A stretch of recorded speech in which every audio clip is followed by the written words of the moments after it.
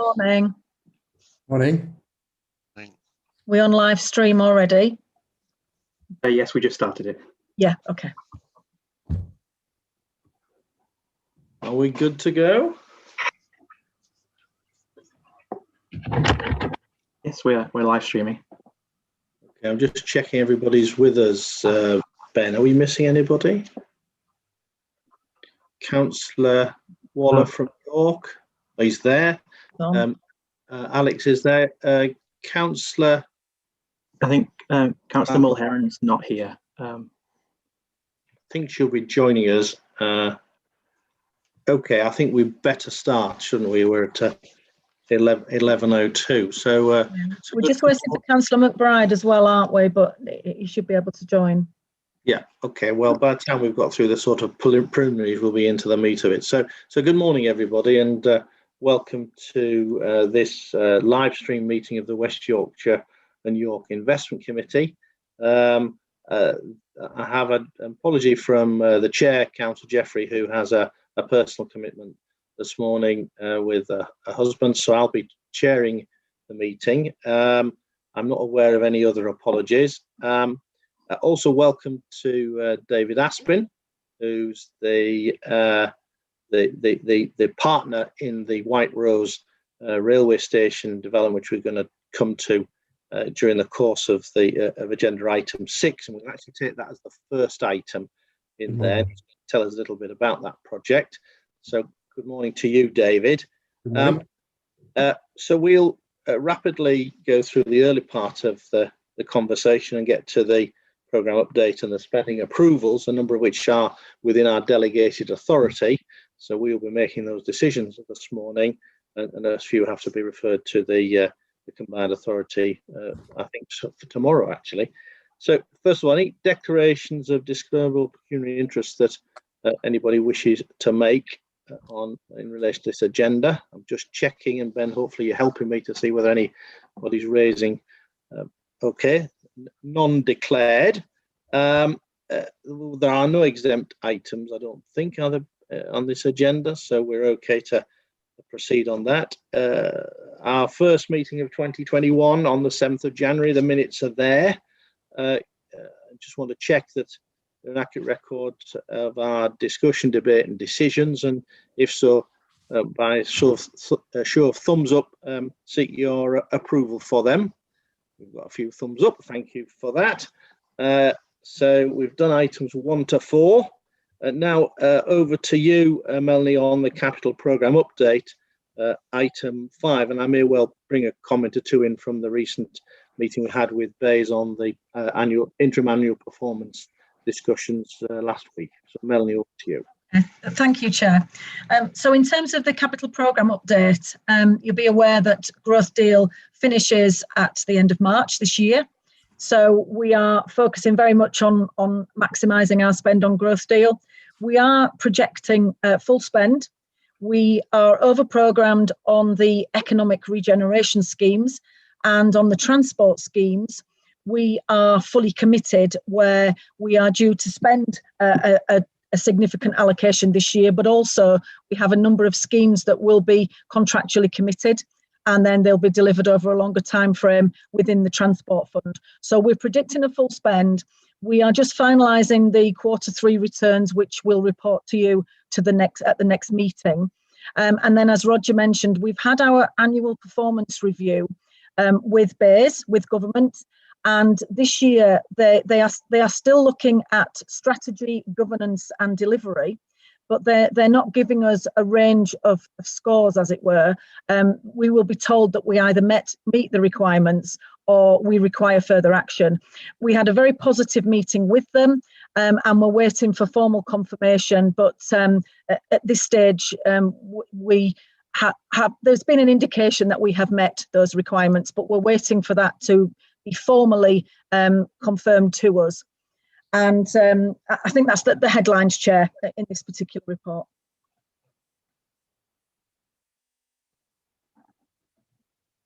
Sorry, I'm just muting myself. So can I open it up to any questions or comments or clarifications? Any colleagues wish to make? I think it's fairly straightforward before I perhaps make one or two closing remarks and we'll move on to the next agenda item.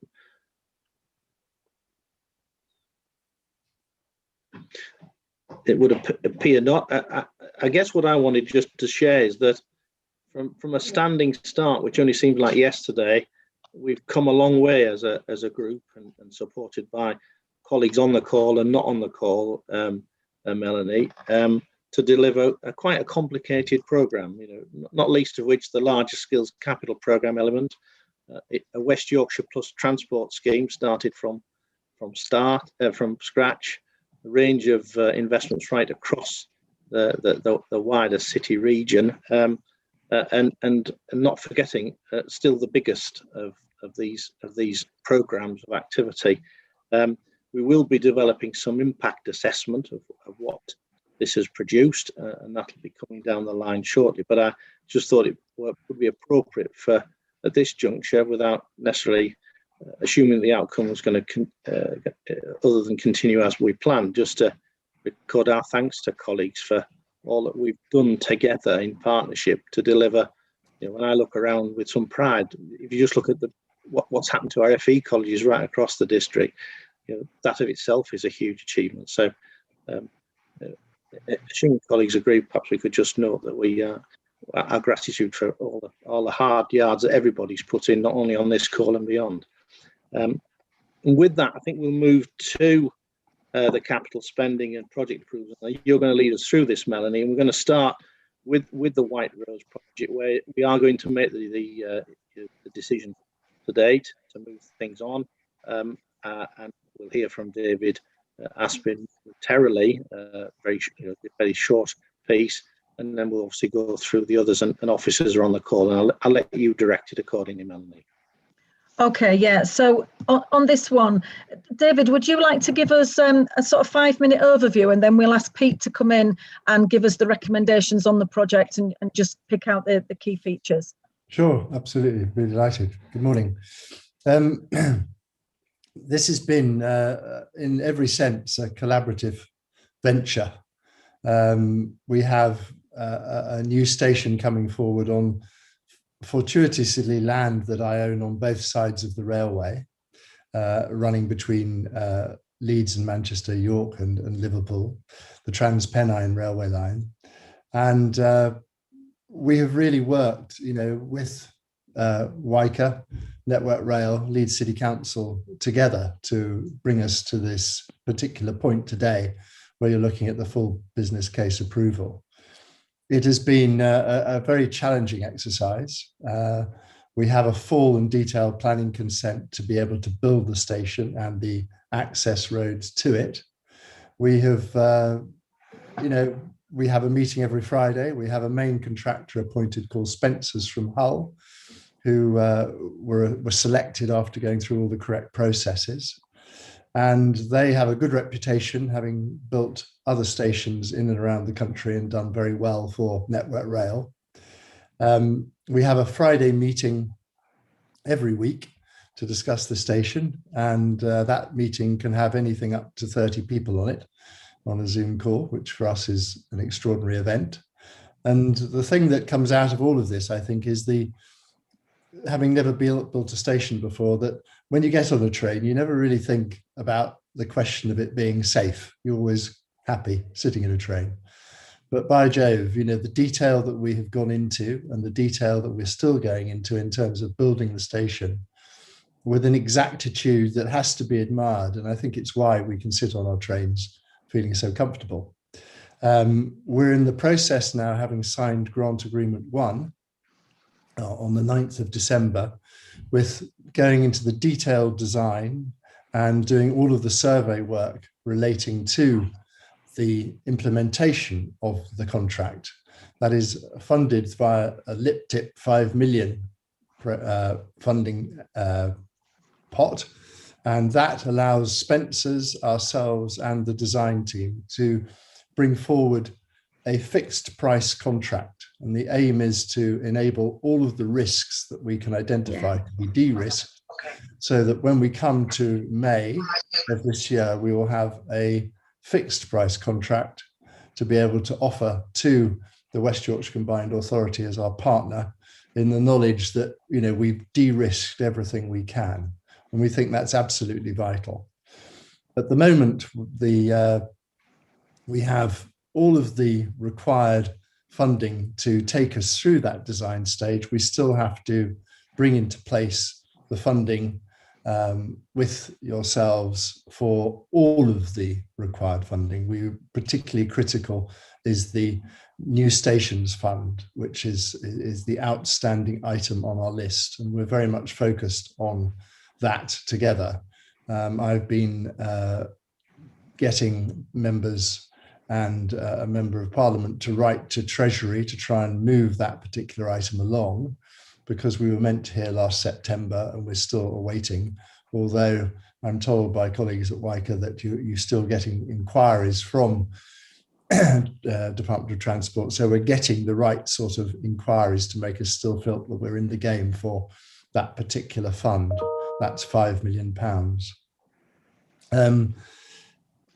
I don't think I've got anything else to say. I think we're all doing really well. We're working as a team, and that is in itself to be congratulated. I did make the comment last Friday to the assembled group of people saying, "Come on, guys, can't we go a bit faster?" And they said, "I warn you, David, this is lightning for us. We've never done anything so quickly." So I think we're doing well, and we'll keep doing well, and we look forward to reporting to you again on progress. So thank you, David. Great to hear that not only high-speed rail but high-speed railway stations is alive and well. So Melanie, did you want to add anything further or bring anybody in before perhaps I open it up for any comments or otherwise from colleagues before perhaps we move to the recommendation? Yeah, I mean, just a couple of points from me. I mean, it's worth noting that as far as we're aware, this is the only developer-led rail station scheme in the country that's got to an FBC stage. So it is pretty unique in terms of its development and the progress that we've made to date. And obviously, what we're considering here is a full business case. We will then, before May, then have the details where we'll have a full business case with the finalised cost, which would be our final approval stage. We do need to agree the details of the funding strategy for that construction, and but obviously we've made great progress to date. Pete, do you want to just come in and give us a brief overview in terms of where we are with the risks and what's still outstanding, and then the recommendations that we've got for committee today? Yep. Morning, everyone. My name is Pete Coelho from the Combined Authority.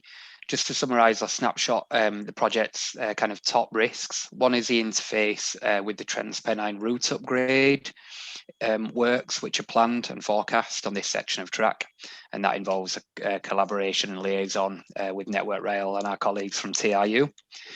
Another is one that David kindly already touched upon, the requirement to finalise the funding strategy for this project, and we await the outcome of the CA's application for new stations funding from the DFT. A construction-related risk is the station is actually on a embankment which reaches 12 metres at its peak. So the contractor has some challenges there to in terms of the piling onto the embankment. They're the three risks that we've snapshotted from our risk registers and classed as a kind of red RAG rating. Onto the recommendations.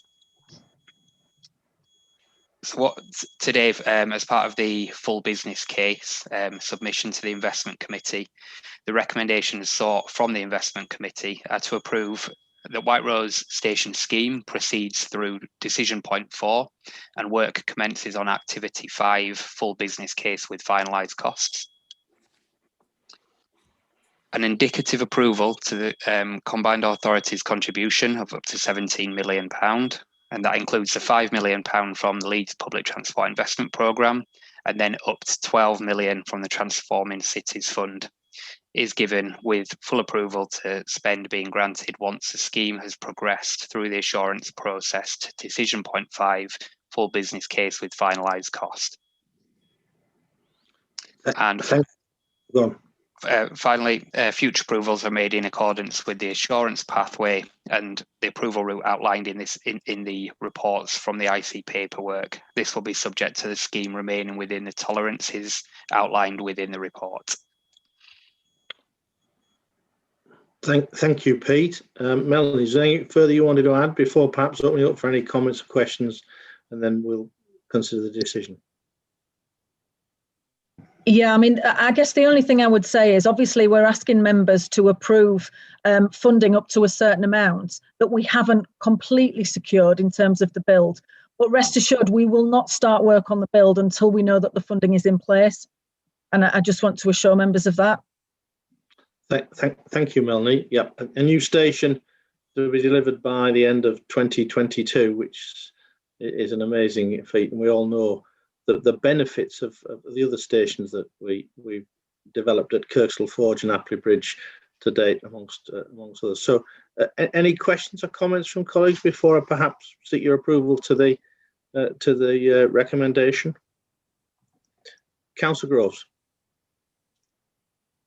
Thank you, Chair. And I'm obviously not a member, but as Transport Chair, I'd really want to support these recommendations. The DFT are contacting WY&YIC on a daily basis. It's a small amount that we're asking from government for a new station, but it'll be transformational in terms for the people of South Leeds, disadvantaged communities, and this will open up so many opportunities. And just really to thank David for his patience, but also the best practice that we've learned as WY&YIC move forward to build other stations with developers. So really hope that members do support this. Thank you, Kim. Anybody else wish to comment? Lisa, Lisa, would you like to come in? Thank you, Chair. Just really to echo Councillor Groves' comments and to say we're very keen, obviously, in Leeds to see this progress and to be up and running as soon as possible. So hope we can get the finances in place as Melanie's outlined and be able to do that. So really very keen to see this make progress now. So thank you. Thank you. And as as one of the projects in Project Speed to help that, I've written as LEP Chair to the Chief Secretary of the Treasury to hopefully put it on his radar, the importance of this, and to some of the wider agendas of levelling up, etc., etc. So, if there are no further comments or questions, can I, perhaps, if you don't mind, with a thumbs up, seek your approval to the recommendation? And I better put my own thumb up as well. Fine, that's approved. So, David, thank you for joining us. I'm guessing from somewhere in sunny Italy.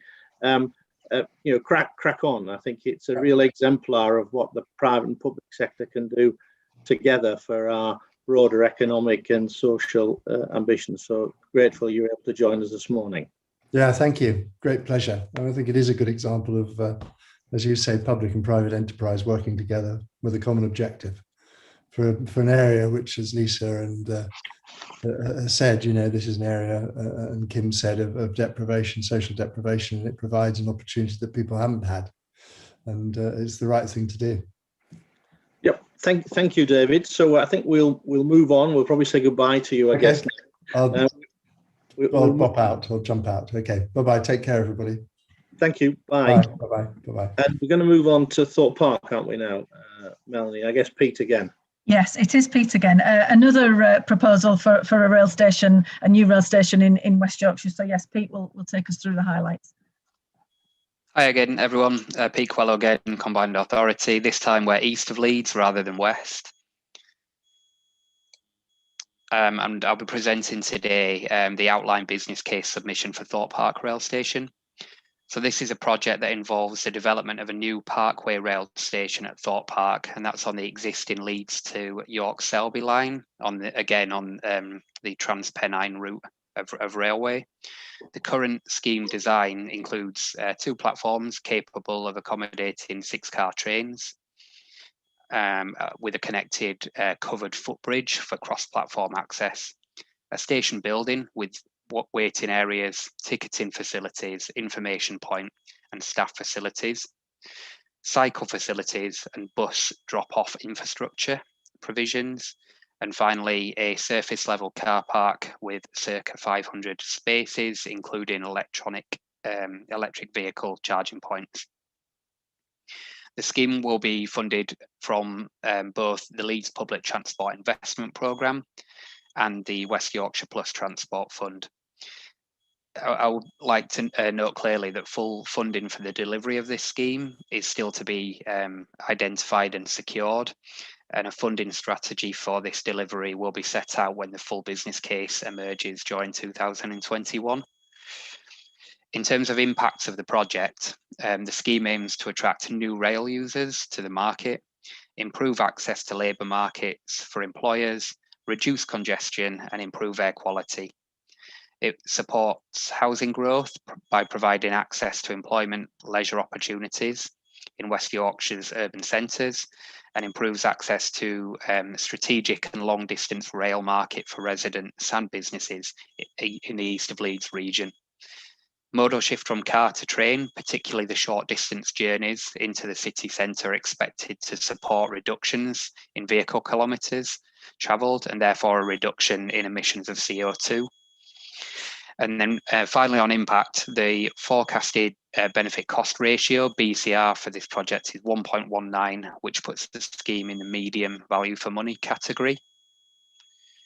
I don't know if there's any comments on that before we go on to the recommendations.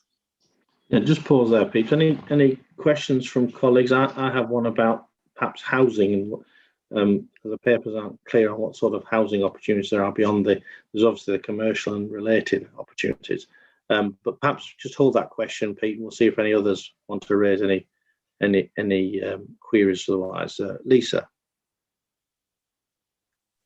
Thank you, Chair. It's not really a query so much as saying that this would be a very welcome addition in this part of the city. The Thorpe Park retail development as it is currently extremely car heavy, car dependent, and to actually make that modal shift from car use to public transport, sustainable transport methods would be very, very welcome. And not only is it a site of employment and leisure and retail use, it's also adjoining a swathe of housing, the biggest swathe of new housing across the district of Leeds.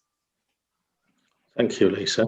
Any other comments from anybody else? The only observation I would add is, and Lisa's touched on the housing, is that as with the previous one, we've just considered the discussion around private sector contribution is yet to be fully explored and agreed, but that'll obviously take its course.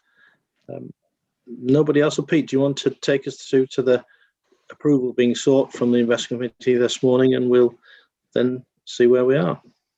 Yep, certainly will. Just before I do, just to pick up on the point about housing and stakeholders, immediately on the Thorpe Park development site, there are circa 300 new build red row homes, which are already either built or under construction as now.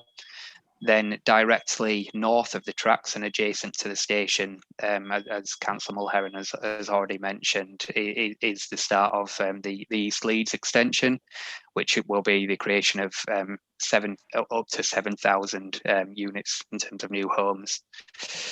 And then just the final point on stakeholder collaboration, we will be forming a partnership governance arrangement for this project. So that will include the Combined Authority, our partners Leeds City Council, Network Rail, Scarborough Group, who are the development owner of the Thorpe Park site, and also Red Row Homes. Thank you, Pete. And of course, links to the massive East Leeds orbital route scheme as well, all part of a joined up thinking, which we're pretty good at in our part of the world. So, are people happy to approve the recommendation and move the case on? Sorry, Lisa, did you want to come in? Thank you. Sorry again, Chair. Absolutely happy to progress this, but just to reiterate your point previously about the need for that private sector investment in this, given the benefits that the private sector are going to gain from the scheme. And about fairness as between different schemes as well, I guess. Are colleagues happy to approve this and move the thing forward in the way as is set out in the decision sought part of the paper? Thumbs up would be fine. Thumbs up we've got. Okay, thank you, Pete, very much. Melanie. Yeah, so we have 3 schemes on the agenda, Chair, that are part of our Getting Building Fund programme. And this was the programme that government announced last summer and asked for shovel-ready schemes to be submitted to them. This is another 3 of ours that are now coming through for approval out of our £52.6 million that we received against this programme. So the first one is Bradford City Village Phase 1. And I'm going to ask Rob Tranmer to take us through these schemes, and the first one being the Bradford one. And are we intended to approve them one by one or all 3 together? Which would you prefer? Yeah, we'll do them one by one, but Rob will take us through the next 3. Thank you. Rob, over to you. Morning, everybody. The first project is, excuse me, Bradford City Village Phase 1. And the proposal is to develop a new energy-efficient, sustainable, low-carbon building that will consolidate 2 existing markets at the Ursula Centre and Kirkgate in the city centre. The new market will include an open plan, food court and an outdoor trading area, which the current markets don't provide, and will drive footfall to the area through cooking demonstrations. The land released from the closure of the Ursula Centre will free up the site to be redeveloped by the council separately in the future as part of a wider master plan to develop housing that will form part of the Bradford City Village, hence the name Bradford City Village and the connection to it. The market will create 4,000 square metres of mixed-use commercial space that will support up to 400 direct and indirect jobs through the occupation of floor space and market units, and anticipated reoccupation of vacant retail units on Darley Street and Piccadilly. A further 300 jobs will be directly and indirectly safeguarded through current market tenants relocating to the new market and from the council's market team.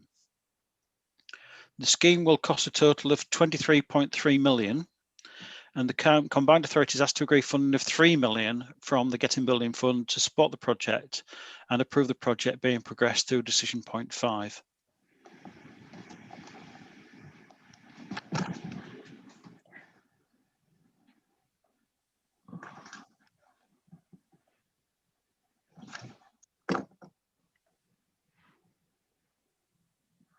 Looks like Roger's screen may have frozen. Oh, I'm here. I'm back. There we go. Do you want me to repeat anything, Chair? If you wouldn't mind, sorry, colleagues. It's rarely happens, but it just has. Shall I start from the beginning? Just the end of it, I think, and because I want to bring Alex Rosshaw in shortly. Yeah, just on the recommendations, Rob, please. Yeah, the scheme will cost a total of 23.3 million, and the combined authorities asked to agree funding of 3 million from the Getting Building Fund to support the project and approve the project being progressed through decision point 5. Thank you, Rob. Alex, did you want to come in and make any comments in relation to this obviously important project that we're pleased to have got funding for? Yeah, absolutely. Thank you, Chair, and thank you to officers for your work on it. Obviously, really pleased to see this moving forward. It's really the first step in a much kind of bigger ambition and scheme for Bradford City Centre, really. So it's not just about kind of what we do with the markets and needing to reinvigorate them and get that kind of new modern retail offer, but on a smaller floor plate. So it's kind of, going with the trend of where retail's moving, but reshaping the city centre. And that's kind of what City Village is all about, actually. Where's the retail core? Moving closer to it. Reshaping the public realm, taking out old redundant retail space, which we know is not going to come back really. Putting in public realm and a new, town square in the middle of the city centre, opening up some of our heritage buildings and vistas as well. So, it's a real key project in starting to unlock a kind of reshaped Bradford that's fit for the future. So pleased to get the funding and pleased to be moving forward with it. We're just consulting on the top of town area now as part of some other funding we secured for public realm as well. So starting to get that kind of public involvement as well and what they want to see in Bradford in the future. So pleased to move this forward as part of that, Chair. Thank you, Alex. Kim. Thank you, Chair. So I go to Leeds Market and I go to Cass Market. So this is really exciting because actually the best market is Lisbon. So if Alex wants me to go to a site visit, I'm more than happy to do that.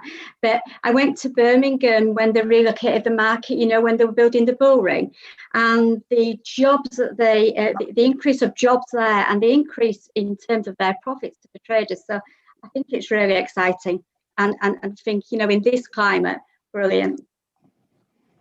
Thank you, Kim. I'm happy to have you to our market, Kim. We've got a good one already, but we'll have a better one after this. I think we're going to hear about Halifax. I think we're going to hear about Halifax market very shortly, Jane. I've been there. It's a good market. Actually, yeah. I was going to say all of our markets, and actually in particular open markets during the pandemic, it has actually helped to revitalise towns. People are at home in terms of the food supply chain. They're keen to shop local. And the open markets have really been an absolute lifesaver for people. And I'm really pleased to see that there's provision within this scheme for aspect of open markets, because we all know that we're not going to revitalise our town centre and the retail in our high streets back to the way, you know, it's not going to go back to the way it was. We need to revitalise it through schemes like this. So strongly support, Chair. Thank you. So can I go to the recommendation and just seek, I think we've already got tacit approvals already, but perhaps the thumbs up as usual would be helpful. Okay, fine. Thank you. I think we're moving to the next one, Melanie. I think it's Rob again, isn't it? On yes, it is. Nottingley Hub. It's Leeds Greater Green next. Oh, sorry, I've gone a bit out of order. Forgive me. What's wrong? Okay, let's do Leeds Greater Green. Forgive me. Rob. Okay. Yeah. Right, the Greater Green scheme is focused on the southern area of the city centre and Leeds South Bank. It's designed to address low levels of green space and poor quality public realm and improve walking and cycling connectivity to the city centre. And it builds on transport improvements which will reclaim tarmac, hence the grey, to form public realm. It consists of 4 interlinked interventions. There will be a new footbridge over the River Aire to connect to the South Bank, to the city centre and Leeds railway station, and potentially HS2.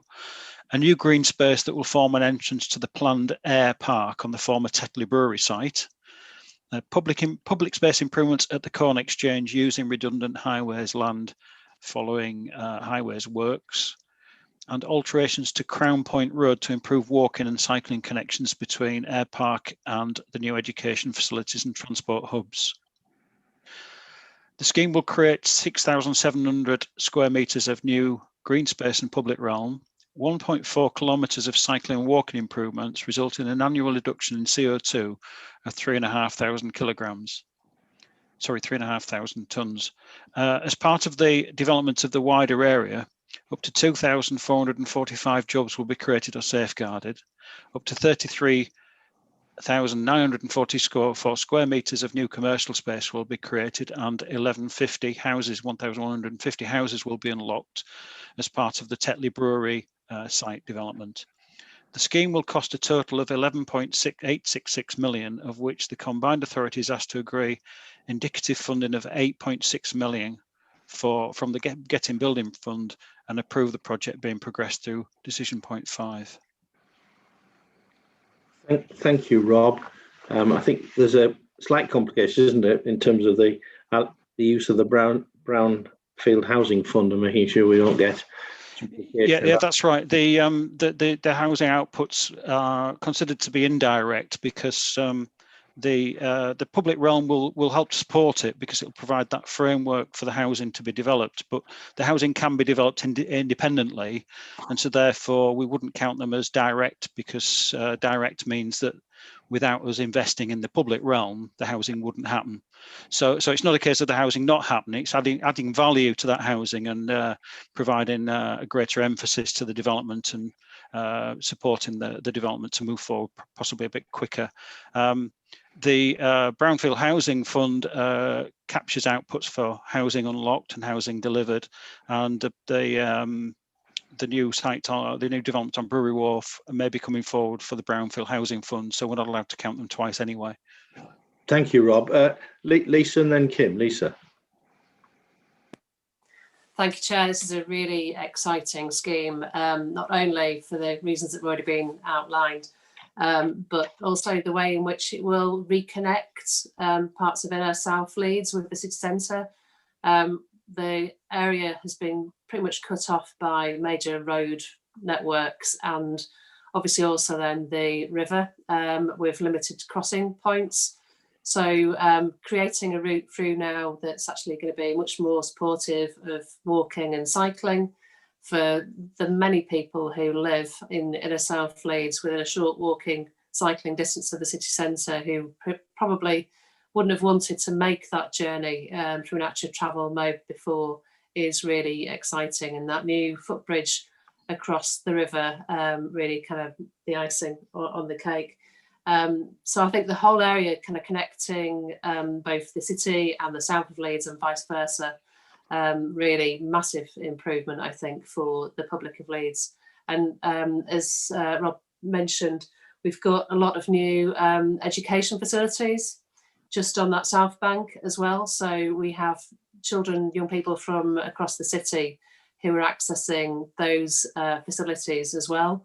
So to be able to make that journey from the city centre south safely and through active means as well, again, really great plus for them. And now being able to do that through additional green space, linking in with the new city centre park, I think the value that's been added through this scheme is enormous. Thank you, Lisa. Kim and then Darren. Kim. Yeah, just quickly to echo Councillor Mulheron's comments, and obviously I'm a South Leeds resident and I assure her I'm walking, the cycling skills are coming along. But yeah, it's transformational because actually the people who live closest to this had their green space taken away when we became a motorway city. So that will be a big advantage in terms of the housing. We've got a lot of key workers already moved into that area. So good news on that. And Councillor Mulheron mentioned the education corridor. We've got 10,000 students who I can see already sitting in that park down that one corridor. So what a brilliant scheme. Yeah, thank you. It's a part of that widening growth of Leeds city centre and beyond, which is really exciting as well. Darren. I'm not going to say a great deal because I think that my two colleagues have said it all. I do think this is a really good scheme. In the impact, it only says that you're going to take out 3,500 kilograms of carbon. That is an awful small amount for such a big scheme. Should it say 3,500 tons? Should it say 3,500 tons? It's tons. I think it's an error in the paper. Yeah, because it's not worth doing otherwise. Yeah, apologies, Chair. I spotted that as I was speaking. It's fine. It's fine. Okay. Melanie, you wanted to come in, sorry, before we go to the recommendation. Yes, thank you, Chair. I just wanted to flag with members that yourself and Councillor Jeffrey, as the Chair and the Deputy Chair, received an email on this with a query on it, asking if this was the right solution for that area. So there was a suggestion saying the ideal solution would enable the southern section of Crown Point to be closed permanently to traffic and instead used for parkland. And is it possible to look at some of the other options? Now, I know that officers have looked at a range of options, and Andy Norman, I think, has spoken to Leeds officers about this. I wonder if I could just bring Andy in at that point just to answer that in terms of the options. Sure, thank you. Thank you for reminding me, Andy. The floor is yours. Morning, thank you, Chair. So when Leeds were developing the South Bank framework, they explored a number of options looking at traffic circulation in the area, including closing down Crown Point Road. The current proposals that are in the business case were seen as the best solution to distribute the impact of the traffic in the area, and also especially the scale of junctions that would be required on Hunslet Lane itself. A key consideration was the accessibility or the severance of the education facilities in the area from the city centre, and the proposed design that has been developed of Crown Point Road is seen as a step change from the existing state situation, and is seen in keeping with the future park setting. It should also be noted that the Cubbear Street, or the imprint of Cubbear Street, does form part of the park estate for phase 2 of the park as well, for future development. Thank you, Andy, for that. With all those comments, are we happy to approve this recommendation and in principle funding? We are. Thank you very much. Right, Melanie, where next? So now it is Nottingley Skills and Employment Hub, and Rob will take us through that one. Okay, thank you. Over to you, Rob. The scheme will refurbish the existing miners' welfare building in Nottingley to create an energy efficient and sustainable centralised community hub that will support skills and employability within the local area that will be leased to a newly created third sector organisation. The scheme will promote a range of community-based active lifestyle and sport initiatives, increasing health and well-being, bringing together community groups and council services to support the community. A range of outputs will be delivered by the project. 5 new jobs will be created and 5 new business startups. 11.5 jobs will be safeguarded and 9 businesses will be assisted.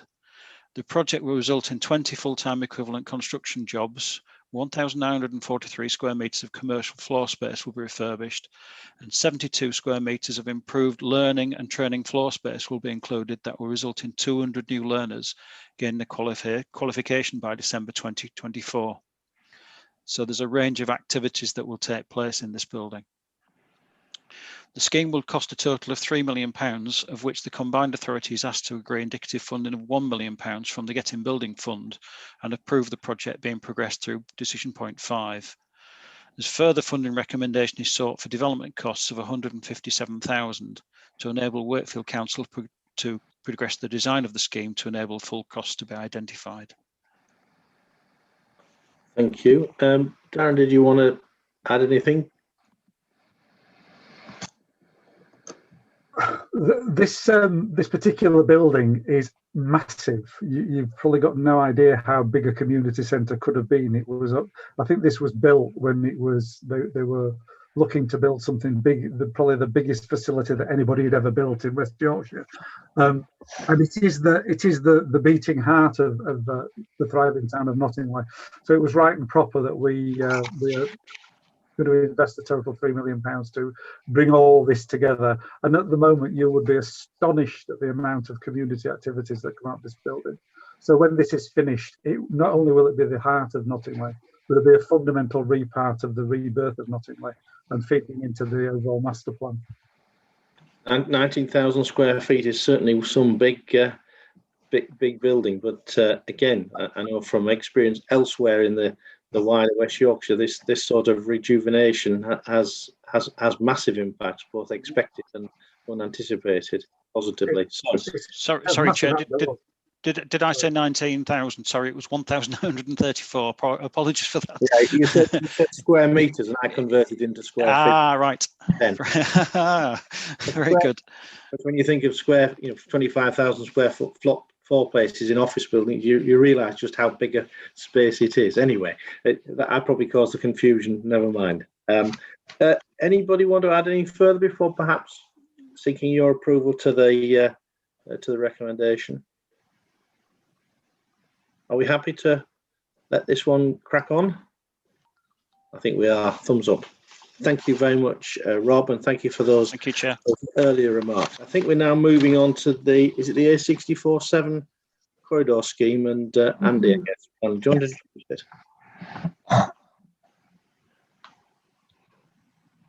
And Melanie, you're on.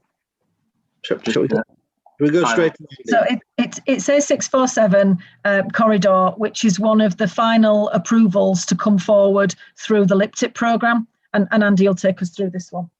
Thank you. Andy. Thank you, Chair. So the A647 corridor, it's one of the key LIPTIP corridor improvement schemes within the LIPTIP programme, or Leeds Public Transport Investment Programme. This is the full business case plus costs. The A647 is a high-frequency bus corridor. It runs from east to west from the Leeds Inner Ring Road to the Leeds Road Jarrow Tree on the Bradford boundary.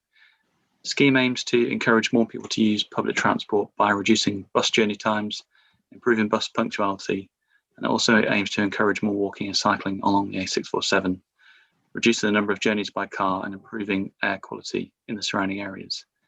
The scheme includes a provision of new bus lanes in both directions of travel, the conversion of the existing high occupancy vehicle lane along Stanley Road to a bus lane, the relocation of bus stops along the route. The scheme also includes improvements to Ledyard Way and other signalised junctions on the A647 to upgrade crossing facilities and allow for bus priority.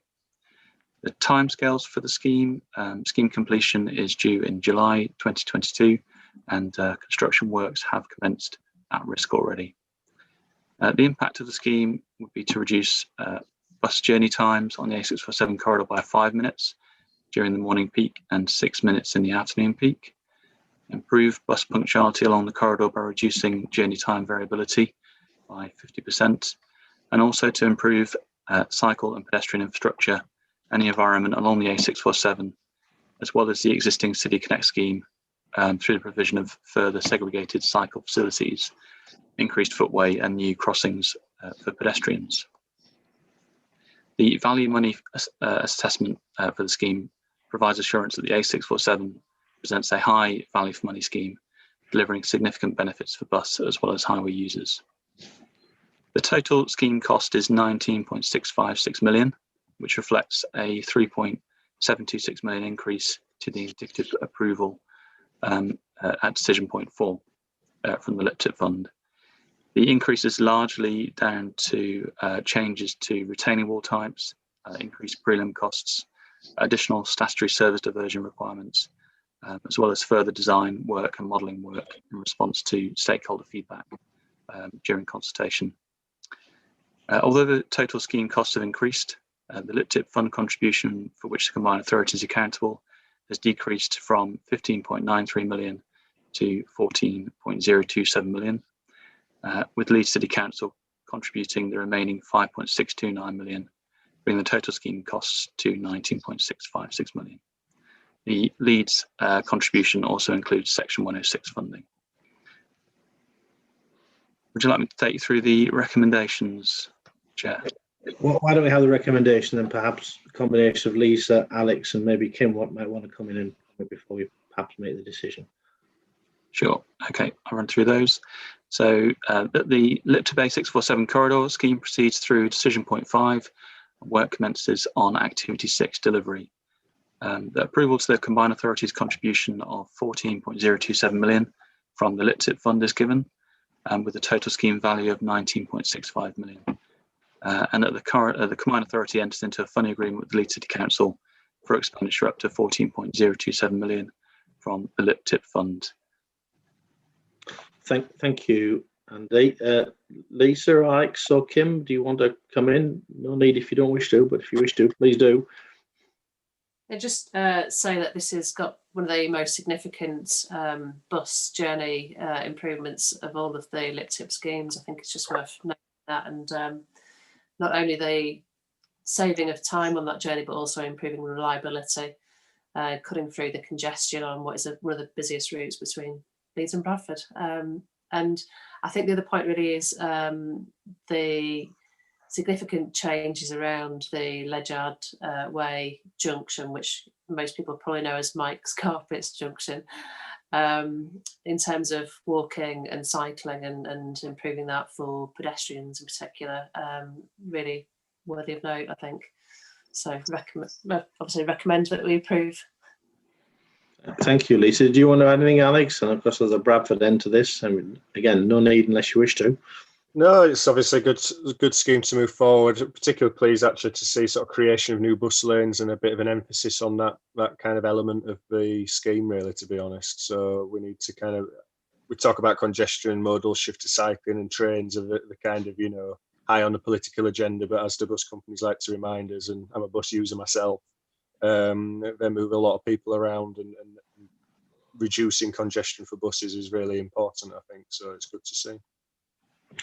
Tim? Yeah, just to finish off, key arterial corridor between Bradford and Leeds. It's one of those areas where people are really bus dependent, and one of those one of those areas that actually I had a lot of problems with. We just couldn't get enough buses down that corridor to serve the people that needed them. So obviously with the improvement of journey times, hopefully the operators will step up and put more investment into this corridor in terms, because it's definitely needed. Thank you, Kim. So a project with a approaching 6-to-1 benefit to cost ratio. Are we up for approving it? It would appear that we will be. I certainly would like to. So that is approved, and thank you, Andy. Melanie, the last two, I think.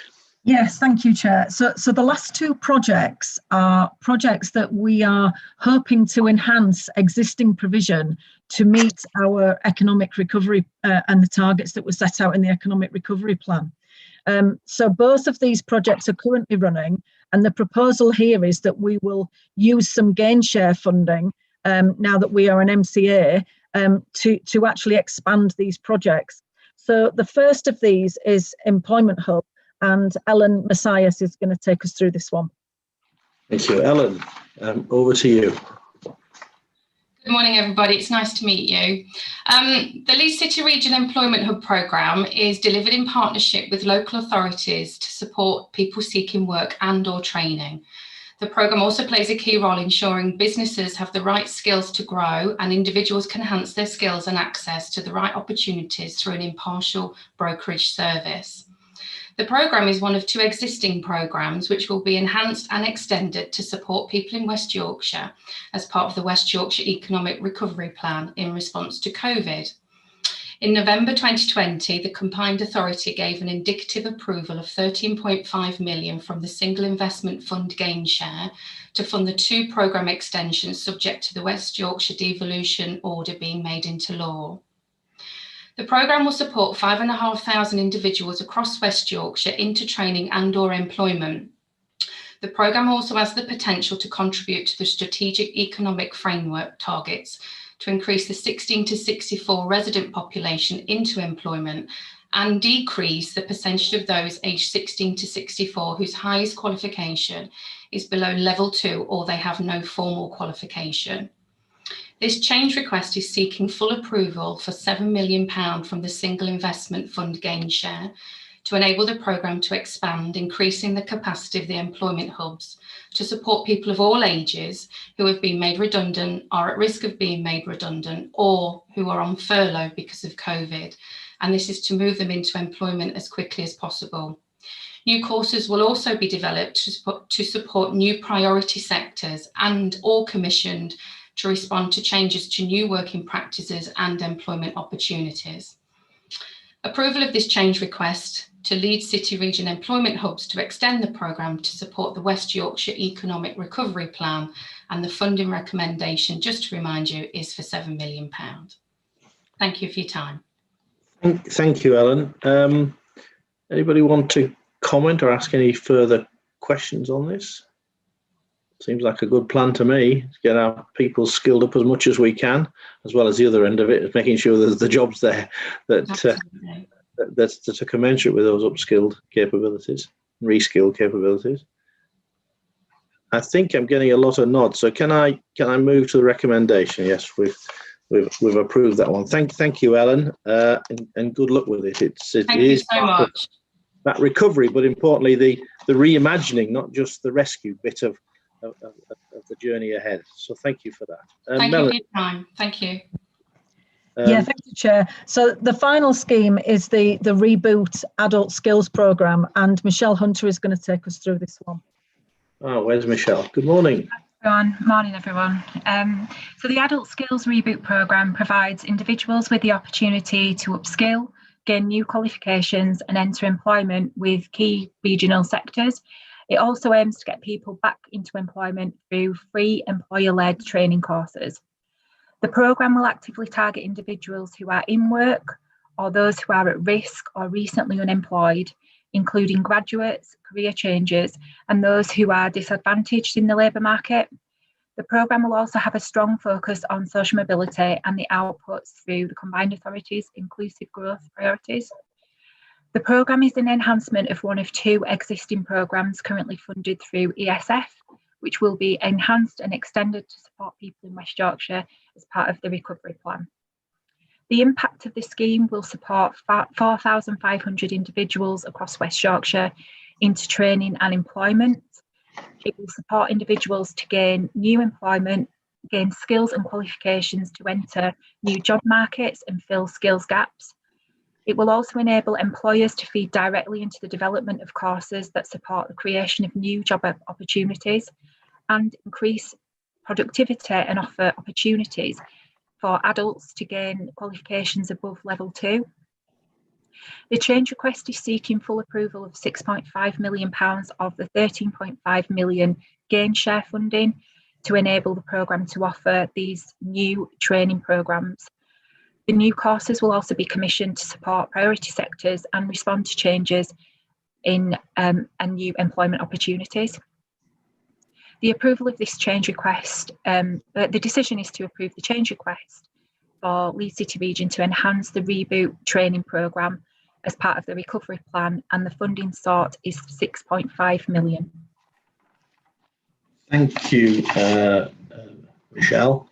I mean, taken with the previous one, affect 10,000 people, and we're putting £23 million of public money into upskilling, reskilling, skilling. It's quite a, in these circumstances, it's quite a thing to want to do. And but before we go to the recommendation, any comments anybody wishes to make or otherwise? Councillor Scullion and then Councillor Groves. Thank you, Chair. I just wanted to say how important it was that we put money into these kind of schemes, because in this committee we are often looking at hard infrastructure schemes, and men and women do not live by concrete alone, or even cycleways and improving our waterways. Really, really important that we've actually got schemes which are, in the current circumstances, helping people to reskill and to do new jobs, because we know that some of the jobs that were there are not going to come back. So I would say overall, as part of our programme, this is really important. Thank you. Thank you. Kim. You're on mute, Kim. That wasn't a good outcome. So I was just going to ask how we measure the outcomes, but also just a little bit more information. I do a lot of research in this area in my own time because I find it, really interesting. But one of the things that I find is a challenge for us in West Yorkshire when young people, especially, or adults who have lost their jobs, cannot reach that level 2. But a company just wants someone to be a bricklayer or a joiner, but we're actually saying you have to get to this stage. You look at the buildings that we've built historically in this country, and the workmanship and the craftsmanship, and none of them probably have that level 2 skill. And it's just how we actually ensure that those young people or people who want to do that type of work are allowed to do so. And I think it's a problem as a country, if I'm honest. Yeah, absolutely. I think one of the flexibilities of this programme will allow us to look at industry recognised qualifications as opposed to those on the regulated qualifications framework, so like the traditional level 2s and 3s, for example. What we plan to do with this funding is to really work with employers who can identify those key skills in people as opposed to the qualifications, and this funding will allow us to do that.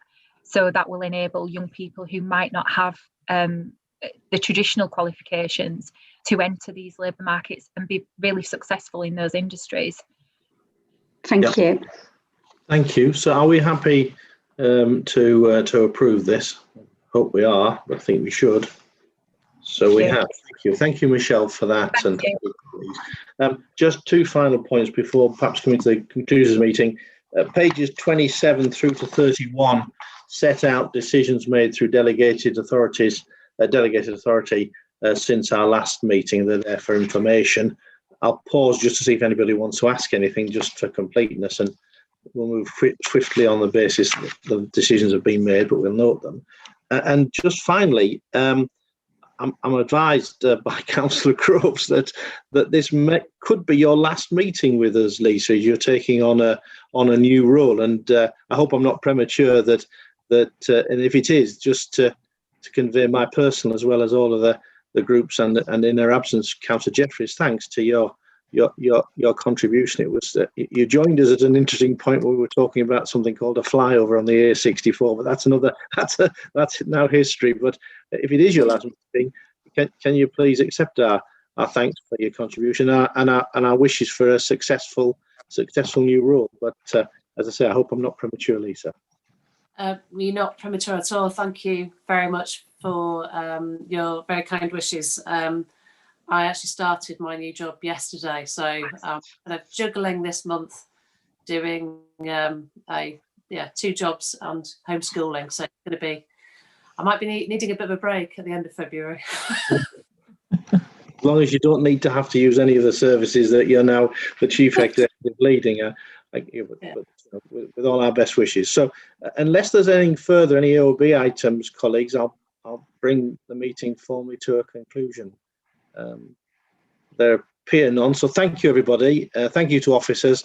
Thank you to you all, and also thank you to those who might be listening. And hopefully, they've found it interesting in terms of what we're seeking to achieve in terms of our economic recovery, but actually getting back to the high levels of sustained growth that we're used to and want to promulgate for future decades. So, thank you, everybody.